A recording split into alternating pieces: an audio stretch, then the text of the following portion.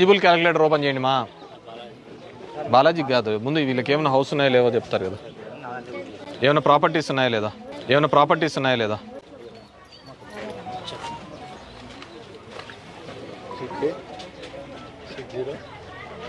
నేను లేడరా ఇంకా అట్లా పోతామా ఎందుకు వానికి ఇల్లు రాలేదంట, మగ్గం లెక్క రాలేదంట. మగ్గం ఉందా మరి, ఎందుకు మగ్గం లెక్క రాలే?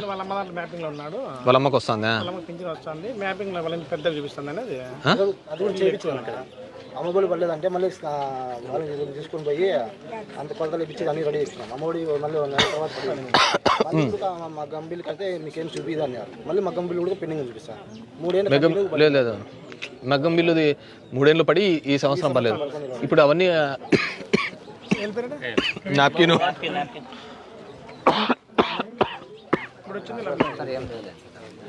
ఏం లేదా?